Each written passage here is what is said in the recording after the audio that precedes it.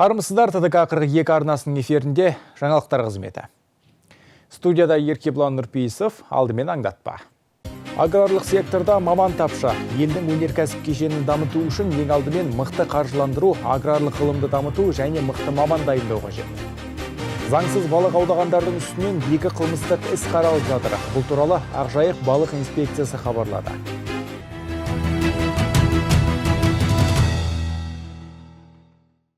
Аграрлық секторда маман тапшы. Елдің агроөнеркәсіп кешенін дамыту үшін ең алдымен мықты қаржыландыру, аграрлық ғылымды дамыту және мықты маман дайындау қажет.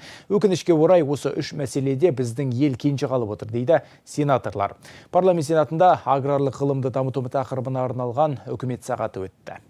Агрария мықты дамыса, мұнайлы елдерді шаң қақтырып кетуге болады, дейді сарапшылар. Қазақстанда ол үшін барлық мүмкіндік бар, бірақ аграрлық сектордағы реформалардың толыққанды нәтижесін көру мүмкін болмай отыр.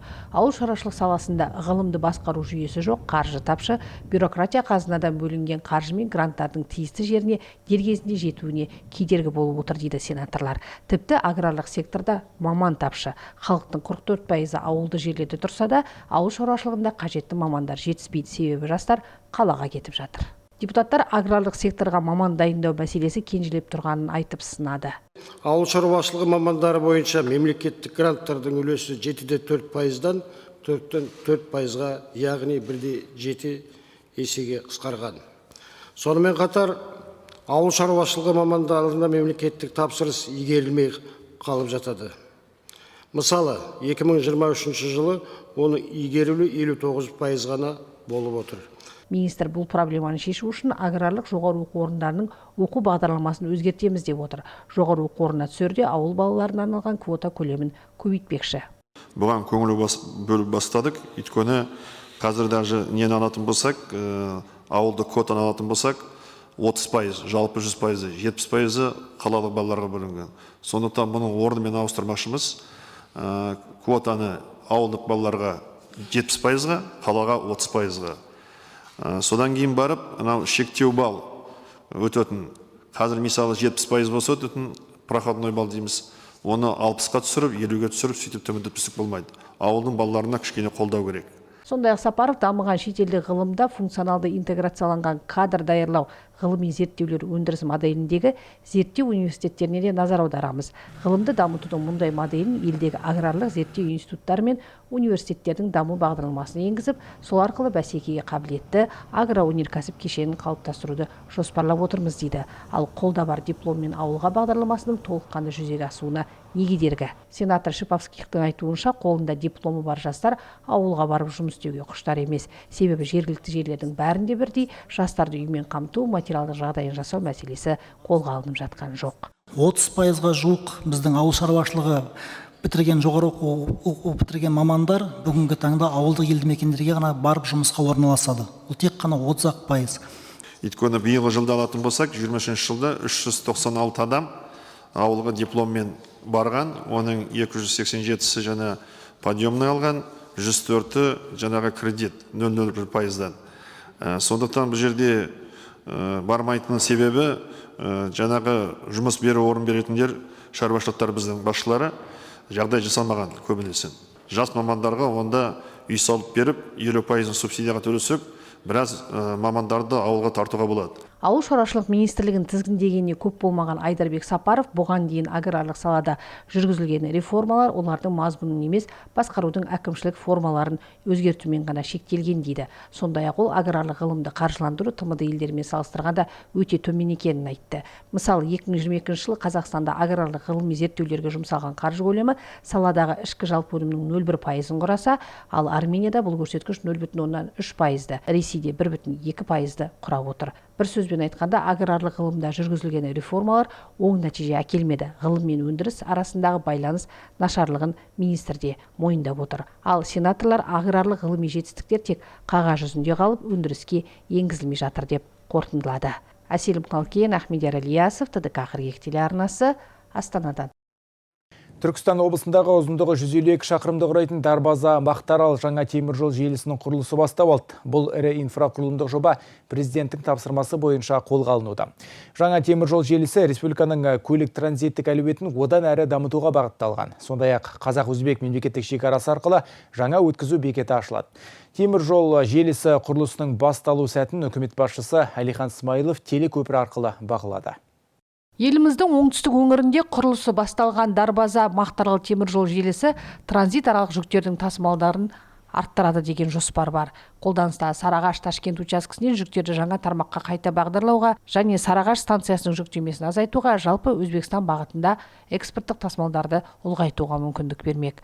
Бұл ірі инфрақұрылымдық жоба болып отыр. Оның аясында Қазақ-Өзбек мемлекеттік шекарасы арқылы жаңа өткізу бекеті де ашылады. Биылғы жылдың соңына дейін Өзбекстанның қатысуымен жүктерді тасымалдау көлемі шамамен 31 миллион тоннаны құрайды деп болжаймыз. Өткен жылмен салыстырғанда осы тасымалдау 16%-ке өсіп отыр. Бүгін біз Дарбаза Мақтаарал ірі темір жол жобасының құрылысын бастаймыз. Осы учаскенің өткізу қабілетін кеңейту елдің экспорттық және транзиттік әлеуетін арттырады және Түркістан облысының дамуына өзінің оң ықпалын береді. Дарбаза Мақтаарал теміржол желісінің құрылысы екі кезеңге бөлінеді. Ең алдымен Сырдария станциясына шығатын Өзбекстанның мемлекеттік шекарасы Ердауыт Мақтаарал желісін салу көзделген. Содан кейін Жетісай Өзбекстанның мемлекеттік шекарасы тармағын пайдалануға беру жоспары бар. Барлығы 152 шақырым теміржол төсемі салынады. Жоба үшін 19,7 мың тонна рельс, сондай 280 мың темірбетон шпал мен рельс бекіткіш сатып алу жоспарлануда. Жаңа теміржол құрылысы жұмыс орындарын құруға мүмкіндік береді. Жобадағы қазақстандық қамту үлесі 85%-ді құрамақ. Өте зор үлес қосатын теміржол құрылысы салынып жатыр. Бүгінгі салынып жатқан құрылыс барысында 3400 адам жаңа жұмыспен қамтылса, құрылысшылар. 9 станция мен разъездер. Кеден шекара торабы ашылады. 9 үлкен көпірлер өзендерден. 13 теміржол авто и көлік путепроводтары. Үкімет басшысының айтуынша, өткен жылы теміржолдармен Қазақстан тәуелсіздігінің 30 жылдығында ең жоғары жүк көлемі тасымалданып, 245 миллиард тонна километрді құраған. Әлемдегі геосаяси жағдайлар және инфрақұрылымдық шектеулерге қарамастан бұл көрсеткіш биылда сақталып отыр. Ал өткен аптада экспорт мәселелерін талқылауда бизнес қауымдастығы вагондармен қамтамасыз етудің нақты жоспарының жоқтығы экспорт процесіне кері әсерін тигізуде. Соның салдарынан тауар өндірушілер өз өнімдерін сата алмайды дегенді. Әселім Қалкен, Ахмедияр Ильясов, ТДК қырғиық телеарнасы, Астанадан. Оралда басына кірпіш құлап қаза тапқан әйелдің өліміне қатысты тергеу ісі басталды. Абай полиция бөлімі бастығының міндетін атқарушы Аслан Айтмұхановтың айтуынша, пик төрағасымен бірге үйдің шатыры тексерілген. Қайғылы оқиға қайталанбас үшін ондағы бос жатқан кірпіштер жинақталған. Назарбаев даңғылы 236-шы үйге қызмет көрсететін пәтер иелері кооперативінің төрағасы баспананың тозығы жетіп, күрделі жөндеуді қажет ететінін айтып ақталған. Полиция қызметкерлері пик жұмысына қатысты қандай да бір шара тергеу ісі барысында анықталатынын атап өтті. Жалпы бұл аумақта төбеден тастың құлау фактісі бірінші рет орын алмаған. Қылмыстық іс қозғалды, адам өлім фактісі бойынша. Бұл жерде жаңа сұрастыру барысында сол үйде орналасқан дүкендерде және де ломбард бар екен. Сұрастыру барысында жаңа сатушылар айтады, бұл бірнеше емес, бұрында да жоғарыдан тас құлап жүрді дейді. Біздің крыльцоға алайда біз ешқандай шара қолданған жоқпыз. Тас түсті деп айтып жүрді, бірақ адамға түскен жоқ, жерге құлап жүрген фактілері болды деп бізге түсініктемелерін берді. Ал Ақтөбеде үлкен жанжалдан соң жеке балабақша жабылды. Қоғамдық наразылықтан кейін шенеуніктер жеке ұйыммен келісім шартты бұзып, мемлекеттік тапсырыс беруден бас тартты. Мектепке дейінгі мекемеге қатысты жағдай туралы әріптесім Айдос Мәлікұлы айтады. Міне киімдер осылай шашылып жатыр. Мына бала міне ұйықтап жатыр осылай.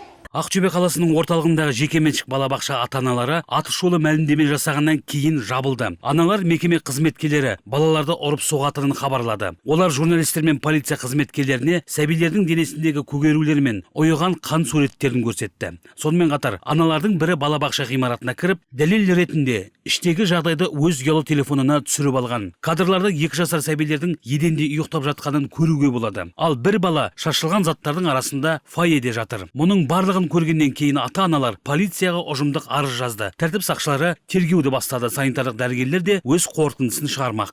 Бүгінгі күнге Амир балабақшасының құрылтайшысының тарапынан балабақшаның жұмысын тоқтату туралы хабарлама келіп түсті. Бүгінгі күннен бастап балабақша жұмыс жасамайды. Шенеуніктердің айтуынша өңірде 600-ге жуық мектепке дейінгі ұйым бар. Оның 385-і мемлекеттік балабақшалар мен шағын орталықтар. Мемлекеттік тапсырыс аясында балаларды 200-ден астам жеке балабақша қабылдайды. Оларға 18 мың сәби барады. Айдос Ашкенов, Жомарт Құдайбергенов, Аймұрат Жағыппар, ТДК қыркүйек телеарнасы, Ақтөбеден. Заңсыз балық аулағандардың үстінен 2 қылмыстық іс қаралып жатыр. Бұл туралы Ақжайық балық инспекциясы хабарлады. Жыл басынан балық инспекциясы 328 факті бойынша іс ашқан. Оның 11-і сотқа жолданыпты, сондай-ақ 199 рейдтік іс-шара өткізілген. Биылғы жылдың 19 қазаны мен 20 қарашасы аралығында облыс аумағында заң бұзушылықтарды анықтау мақсатында браконьер жедел профилактикалық іс-шарасы өткізілді. Қазіргі таңда Батыс Қазақстан облысы бойынша балық инспекция басқармасы және де табиғатты қорғау полиция қызметкерлерімен бірлесіп 19 қазан 2023 жылдан бастап осы 199 рейдтік жоспарлар жүргізілді.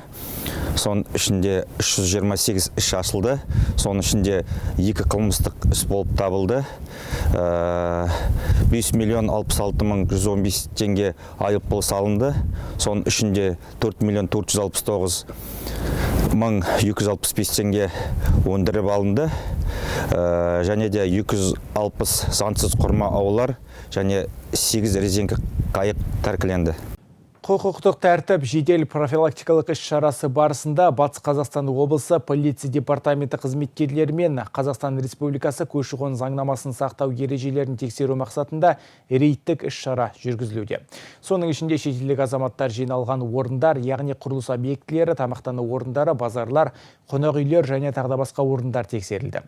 Іс-шараның 7 күнінде Қазақстан Республикасының көші-қон заңнамасын бұзғаны үшін 26 шетел азаматы, оның ішінде Өзбекстан, Тәжікстан және Ресей Федерациясы азаматтары әкімшілік жауапкершілікке тартылған. Сондай-ақ Батыс Қазақстан облысы көші-қон заңнамасының қызметкерлері Батыс Қазақстан облысы бойынша Қазақстан Республикасы шекара қызметімен бірлесіп, мемлекеттік шекараны заңсыз кесіп өту кезінде Йемен Республикасының азаматын және Сирия елінің азаматын анықтап ұстады. Аталған факті негізінде барлық шетел азаматтары Қазақстан Республикасы әкімшілік құқық бұзушылық туралы кодексінің 514 бабы 2 бөлігіне сәйкес әкімшілік жауапкершілікке тартылды. Және Батыс Қазақстан облысы Бөрлі аудандық сотының шешімімен ұсталған азаматтарға Қазақстан Республикасының шегінен әкімшілік жолмен шығарып жіберу жазасы қолданылды. Қазіргі уақытта шетелдіктер республика аумағынан шығарылды. Меншік иелері бірлестігі тұрғындардан ескі қарыздарды өндіре алады ма? Бұл Оралдағы тұрғын үйлер мен әкімдікке қызмет көрсететін ұйымдар өкілдерінің жиналысында негізгі мәселенің біріне айналды. Заңда көптеген өзгерістер енгізілді. Соған сәйкес жалпы еліміз бойынша жаңа формалар ашылды. КСК-дан бөлек ОСИП-ті жалпы заң өзгергендері айтқанда қаламызда ол бағытта негізі прогресс жақсарулар бар. Яғни қала тұрғындары, көп қабатты тұрғын үйдің тұрғындары, соны басқарып отқан, ұйымдастырып отқан азаматтардың жаңағы уже айтқанда түсінігі жақсарып, қазір айтқанда жақсы бағытта келе жатырмыз. Үй басшылары мен әкімдік бас қосқан отырыста қаралған басты мәселе қарызды өндіру. Тұрғындардан тұтынылған қызмет ақысына берешекті қайтару мемлекеттік басқарудың жаңа нысандары, қарапайым серіктестіктер мен меншік иелерінің бірлестіктері пайда болғаннан кейін шиеленісе түсті. Басқару нысаны өзгергеннен кейін негізгі деректермен бірге меншік иелерінің қарыздары туралы мәліметтер жаңа ұйымға берілді. Тема, которая обсуждается на этом собрании. Бұл жиында қозғалып жатқан басты мәселенің бірі меншік иелері бірлестігінің тасада қалатын зардаптары, яғни келетін шығындарды жабу, дағдарысқа тойтарыс беру. Пәтер иелері кооперативтерінен бөлек біздің де құқығымыз өз алдына қорғалуы керек. Жалпы айтқанда, меншік иелері бірлестігі қауымдастығының тұрғын үйлерінің көбінде адамдар тұрмайды. Алайда тұрғын үйден қандай да бір ақаулық табылған жағдайда баспананы мекен қылған тұрғындар ғана қаржы шығарады. Бұл жетпей қалуы да мүмкін. Түрлі жағдай орын алады. Барлық түйткілді мәселелерді түсіну үшін олар тек коммуналдық қызмет өкілдерін ғана емес, әділет палатасының өкілдерін де кездесуге шақырған. Айта кетерлігі, пәтер иелері бұл мамандарға әрқашан тікелей хабарласа алады. Қаламқас Бейсенғалиқызы, Нұрлан Кунашев, Асылбек Абекенов, ТДК 42 телеарнасы. Маңғыстаудағы халықаралық теңіз сауда портына жаңа танкерлердің келуіне орай салтанатты шара өтті. Оларды осы жылдың желтоқсан айында пайдалануға беру жоспарланған. Кемелер Каспий теңіз арқылы қазақстандық мұнайды тасымалдау үшін қолданылатын болады. Толығырақ келесі бейнесюжетте. Кемелер Нидерланды концернінің аумағында салынған. Олардың ұзындығы 140 метр, ені 16,7, ал шөгіндісі 4,2 метр. Жылдамдығы 10 торап. Екі танкерде озық басқару жүйелерімен жабдықталған. Олар барлық халықаралық қауіпсіздік стандарттары мен экологиялық талаптарға сәйкес келеді. Алынған екі танкер жылына 750 мың тонна мұнай тасымалдау жөніндегі міндеттемелерін толығымен жабуға мүмкіндік береді. Жалпы мемлекет басшы тапсырмасы бойынша қазір орта дәлізінің дамуы жүріп жатыр, қарқынды жүріп жатыр. Біз биылдан бастап алғашқы мұнайымызды сол Бакуға қарай, сосын Баку-Тбилиси-Джихан бағыты бойынша тасымалдау жұмыстарын бастадық. Енді осы мұнайға арналған екі танкер сатып алынды. Енді біздің жалпы жоспарымыз бірлескен кәсіпорнымызды әрі қарай дамыту. Бұл танкерлерді сатып алу мемлекет басшысы Қасым-Жомарт Тоқаевтың қазақстандық көмірсутек экспортының баламалы бағыттарын дамыту жөніндегі тапсырмасын орындау аясында жүзеге асырылған. Енді Қазақ теңіз көлік флоты ұлттық тасымалдаушысында іске қосылатын екі мұнай танкері еліміздің экономикасы мен көлік логистика саласының дамуына қызмет ететін болады. Бұл еліміздің экономикасын, соның ішінде мұнай газ саласын дамытуға ерекше үлес қосатыны сөзсіз. Маңғыстау облысының көліктік логистикалық мүмкіншіліктерін ескере отырып, автомобиль жолдарын, әуе жолдарын және де кеме, теңіз арқылы контейнерлер жіберу, сұйық өнімдерді өткізу жөніндегі мәселелерге үлкен көңіл бөліп отырмыз.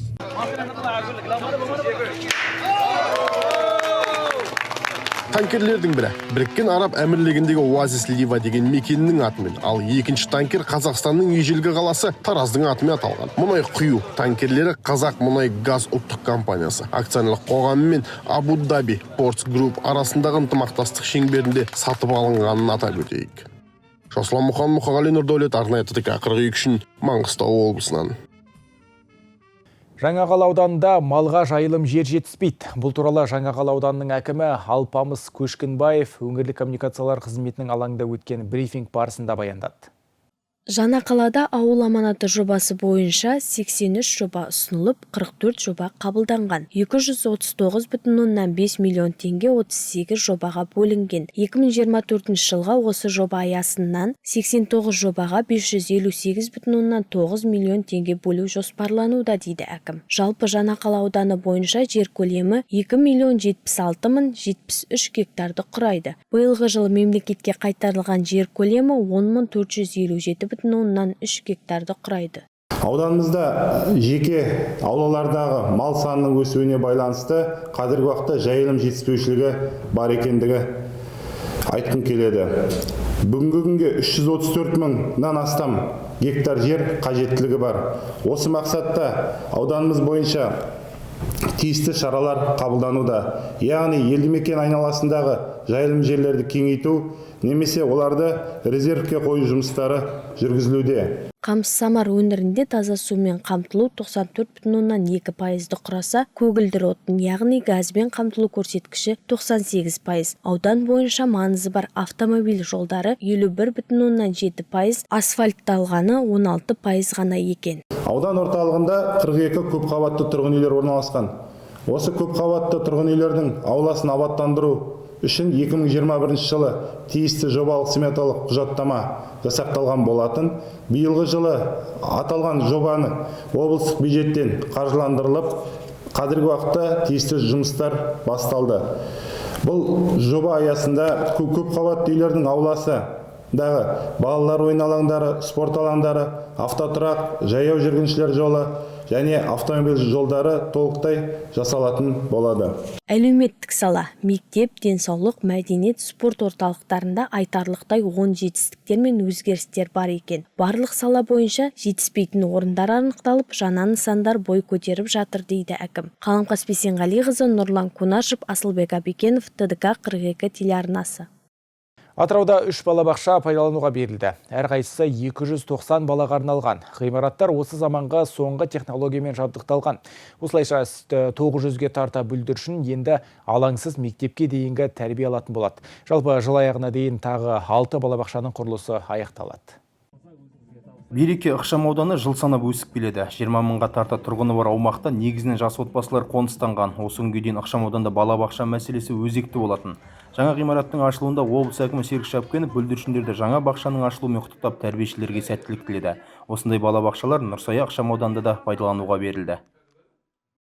Өзім 3 баланың анасымын. Соның екеуі біз тұратын Нұрсая шағын ауданынан ашылғанына біз ата-ана ретінде өте қуаныштымыз. Бүгін ашылып жатырған балабақша маған ұнады. Ішінің барлығы жап-жарық, жылы, балаларға ыңғайлы форматта заманауи үлгіде жасақталған.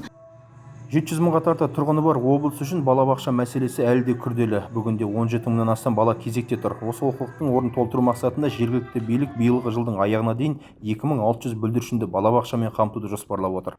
Мемлекет басшысы Қасым-Жомарт Кемелұлы арнайы тапсырма беріп, еліміздің түкпір-түкпірінде балдарға жағдай жасау, тиісті деңгейде тәрбие алуына осындай балабақшаларымыз бен мектептеріміз салынып келеді. Бала деген біздің болашағымыз. Ертеңгі қоғам ол осы қазіргі кішкентай біздің бүлдіршінімізден басталады. Алдағы 5 жылда Атырауда 40-қа жуық балабақша салынуы тиіс, оның 5-інің құрылысы басталды. Осылайша 2027 жылға қарай облыстағы балабақша мәселесі түбегейлі шешілмек. Нұрислам Ғұмар, Айбек Қуандықұлы, ТДК 42 Атыраудан. Островский атындағы орыс драма театры 165-ші маусымын және театрға аты берілген орыс драматургінің туғанына 200 жыл толуын атап өтуде. Осы маңызды күндерді мерекелеу аясында облыстық театрда «Беспреданница» атты жаңа спектакльдің тұсауы кесілді. Островскийдің шығармасы «Беспреданница» бәріне таныс оқиға. Тіпті театр сахнасынан көрмесе де, Рязановтың «Жестокий романс» фильмін назардан тыс қалдырған адам кем-де-кем. Ендігі кезекте осы маусымда көрермендер таныс сюжеттік желіні өзгеше көзқараспен көру мүмкіндігіне ие болды. Хочу отметить, что спектакль... Бұл пьеса соңғы рет бізде 1952 жылы қойылған болатын. Арада көп уақыт өтті. Бүгінгі тұсаукесерге көрермен өз бағасын бере жатар. Барлығымыз Эльдар Рязановтың «Жестокий романс» фильмін білеміз. Сол оқиғаны біз өзгеше жеткізіп, ерекшелеп айтып бермекпіз. Театр сахнасы мен кино екі бөлек әлем болғандықтан бұл спектакльдің оралуы қобалжу туғызады дейді актерлер. Вот у нас родился очередной... Міне Островский бойынша тағы бір туынды халыққа ұсынылмақ. Мен үшін оның пьесалар ерекше. Олардың мағынасы терең, идеясы әдемі. Әрине, фильмнен кейін пьесаны қойған қорқынышты. Барлығы киномен салыстырып кетеді. Михалковтың ойынынан кейін көрермен қабылдау қалай болады деп ойымдаған едім. Осы маусымда Оралдағы орыс драма театры өзінің көрермендерін таңғалдырудан жалықпай, көптеген тосын сыйлар мен күтпеген жаңалықтарды әзірлеген. Мөлдір Садырғалиева, Марлен Ескалиев, Нұрлан Шамғонов, ТДК 42 телеарнасы. Қадыр Мырза атындағы мәдениеті және өнер орталығында даңқты тұлға Махамбет Өтемісұлының 220 жылдығына арналған тартынбай сөйлер асылымын атты аймақтық республикалық жыршы термешілері байқауы өтті. 2 күнге созылған жыр сайысы Ақжайық өңірін дәстүрлі өнермен сусындатты.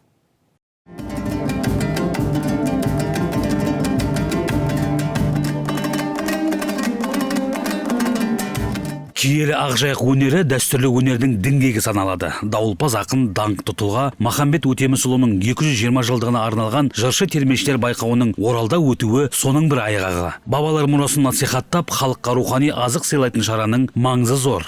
Жыршылық өнер, жалпы жыршылық жыраулық дәстүр көп насихатталмай кетті, әсіресе өңірімізде кенжелеп қалып жатыр.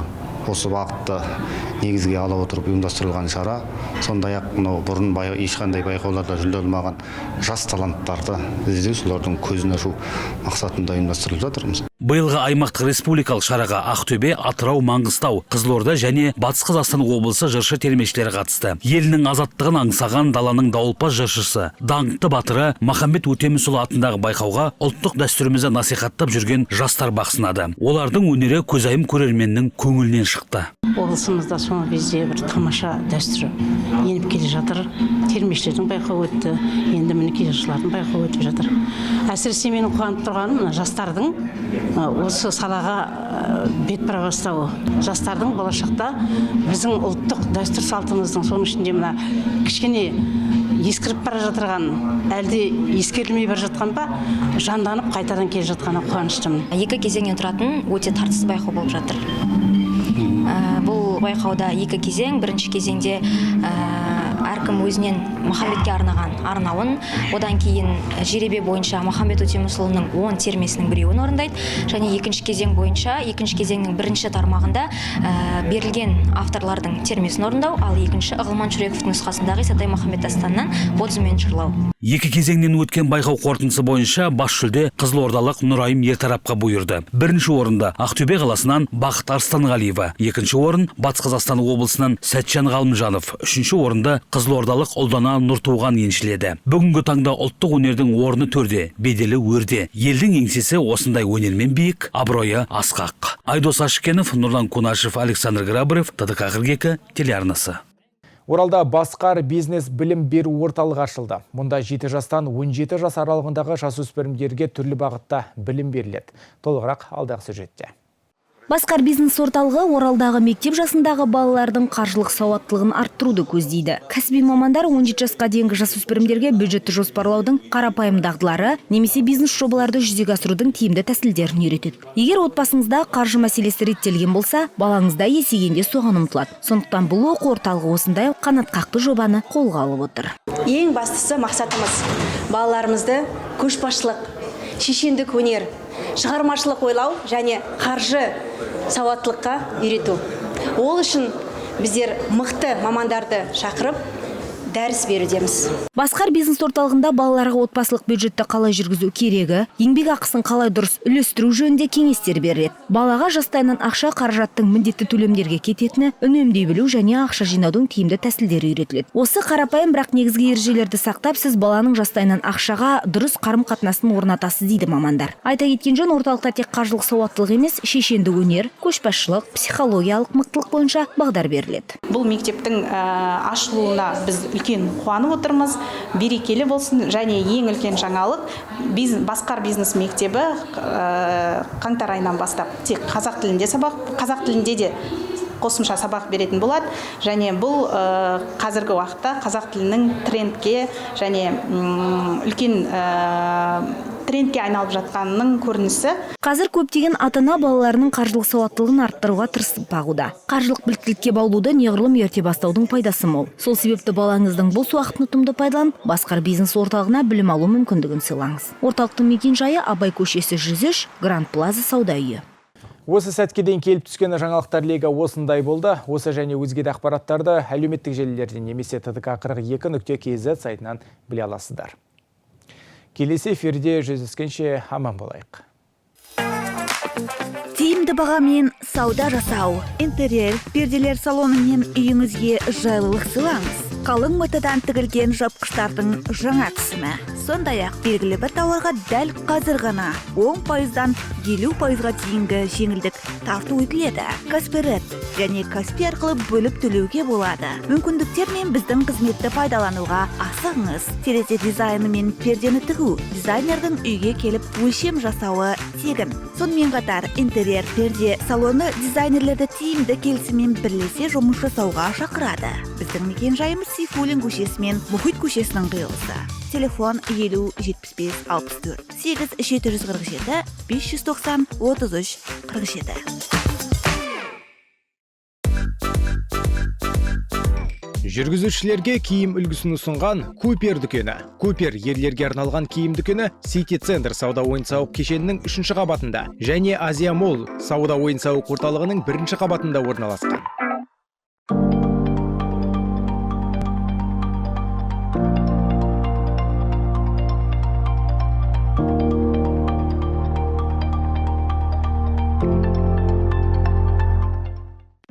Коке KZ 170 мың теңгеге дейін қолма-қол ақша мен 170 теңгеге 30 күнге дейін шағын несие рәсімдеңіз. Мекен-жайы бойынша Құрманғазы көшесі 167, Құрманғазы көшесі 80, солтүстік шығыс 47-2, Жәңгірхан көшесі 18-2.